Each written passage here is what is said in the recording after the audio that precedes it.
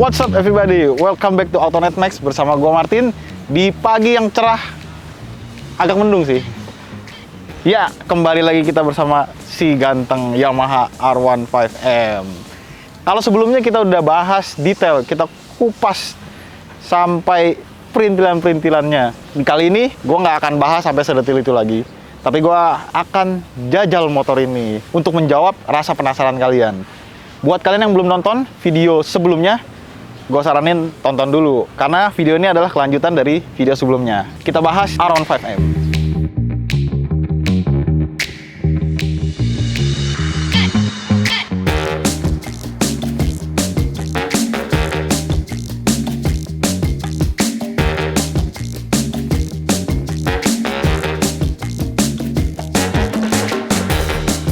Oke, kita bahas sekilas ya. Yang menarik dari motor ini, pertama, Yamaha menjanjikan bahwa koefisien of drag dari R15 versi yang keempat ini lebih baik dari versi yang sebelumnya.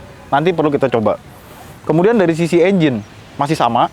Powernya 14,2 kW di 10.000 rpm dan menghasilkan torsi 14,7 Nm di 8.500 rpm. Kemudian motor ini udah dilengkapi dengan assist dan slipper clutch. Ini tentu mempermudah dan membuat kita lebih nyaman untuk menggunakan di dalam kota. Lalu yang penting dari motor ini, dia juga sudah mengadopsi quick shift, walaupun baru quick shift atas. Nanti perlu kita coba juga ini. Kemudian remnya sudah ABS depan belakang, dan untuk kaliper depan cukup spesial, dia sudah menggunakan Vibray. Nah, untuk penggunaan sehari-hari juga motor ini sudah mengadopsi traction control. Jadi membantu ya kalau kalian melewati jalan yang licin atau berpasir, motor ini udah lengkap dengan traction control.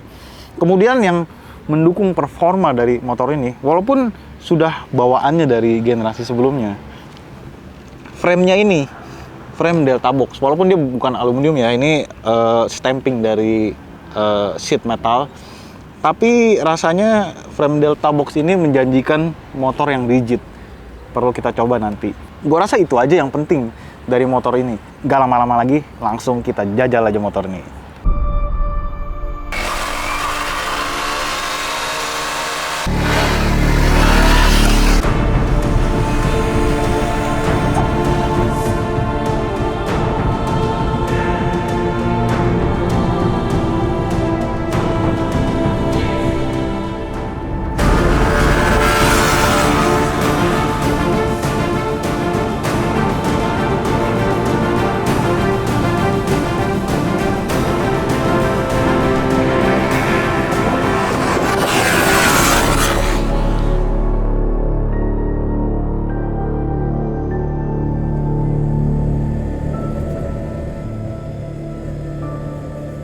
Kita coba santai dulu ya, lewatin jalan-jalan biasa, speed trap, jalan-jalan dalam kota.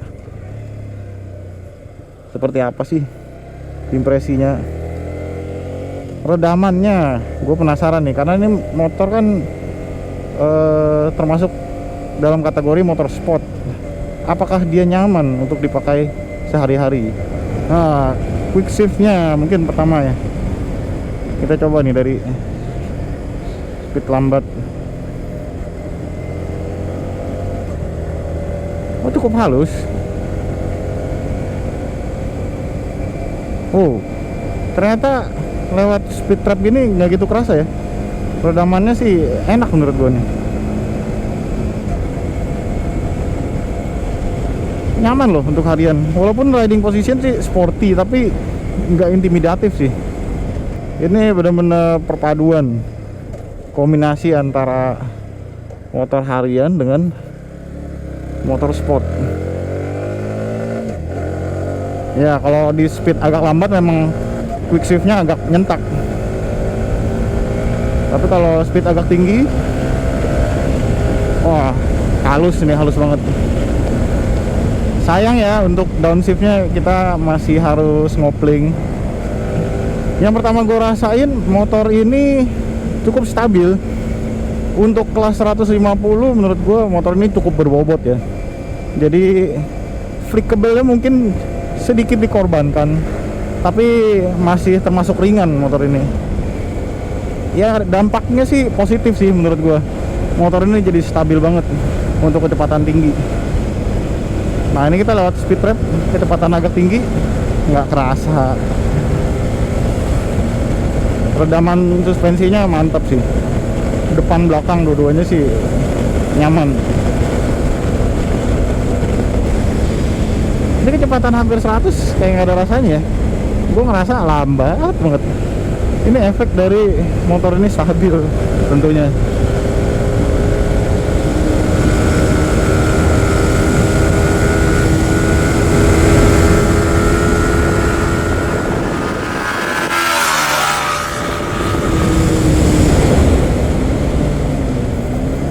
Iya, bahkan untuk kecepatan tinggi belok juga boleh diacungi jempol untuk motor kelas 150 cc ini sih.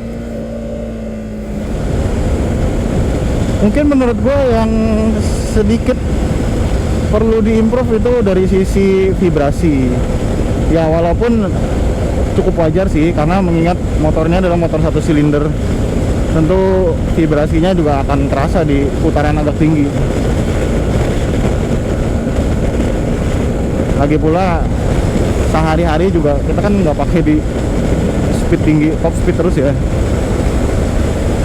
Terasanya memang hanya di putaran agak tinggi. Ya di atas 8000 sudah mulai kerasa vibrasinya.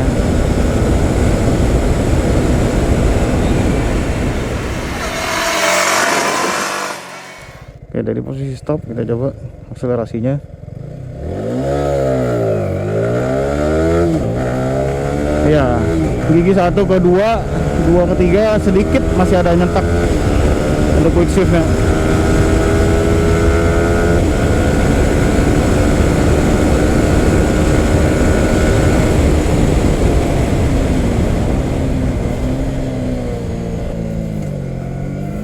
Oh iya, satu lagi, rem depannya patut diacungi jempol dari Vibri.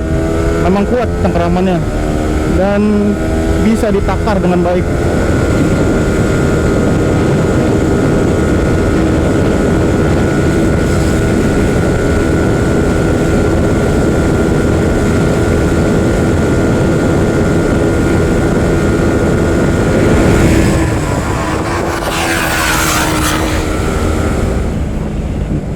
Buat kelas 150 cc top speed 140 itu sesuatu sih. Dan ringan, masih ada nafasnya. Tuh, memang motornya nggak bisa cepet. Kita bolak flick ke kiri ke kanan tuh, tidak bisa cepat. Tapi ini menunjukkan bahwa motor ini stabil di kecepatan tinggi. Sayang motor ini ABS-nya tidak bisa di off, hanya traction control yang bisa di off. Jadi ya kita nggak bisa terlalu bermain-main dengan motor ini.